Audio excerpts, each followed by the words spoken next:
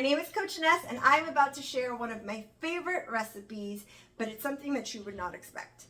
It's baked okra. No, it is not slimy. That's what a lot of people think, that okra is always slimy. And while yes, if you cook okra the traditional way, it is. However, if you bake it at 225 degrees for about an hour to an hour and a half, depending on how much okra you're making, it actually bakes it nice and crisp without the sliminess. The way that I season it, it's super simple. It's garlic, salt, pepper, and a little bit of olive oil and turmeric. Turmeric is probably the most important spice because it is anti-inflammatory, which is really, really good if you're diabetic or if you have arthritis. It actually helps to reduce the inflammation in the body, which in turn helps to reduce any pain or achiness and helps to reduce your glucose levels as well. That is one of my favorite spices.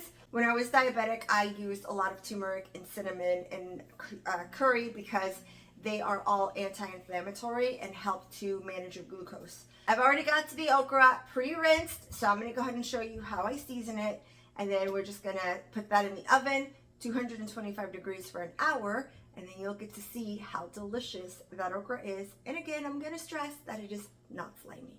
I put the okra in a glass container. What I'm going to go ahead and do is I'm actually going to put one entire packet that I purchased at Living Fresh, and actually they have really affordable produce and it's really good quality. So I highly recommend that if you're in the Chicago area that you check out Living Fresh Market. I'm going to grab the olive oil, and I'm just going to pour the olive oil right on top. Then we're just going to take the garlic salt, and we're just going to sprinkle some of that on top as well. Make sure that we cover the top layer. And we're going to do the same exact thing with the pepper. We'll lay a layer of it on the top of the okra. And then I'm going to do the same thing with the turmeric.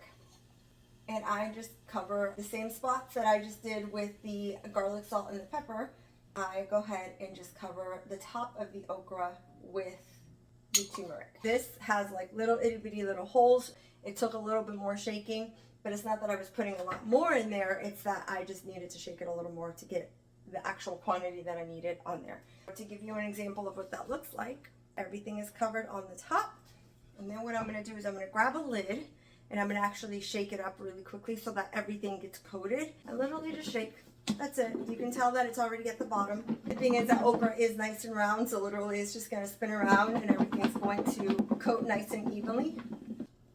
Here is the finished product, and as promised, there is no sliminess whatsoever, and this okra is nice and crispy, and as you can tell, fully coated in all of the yummy seasonings.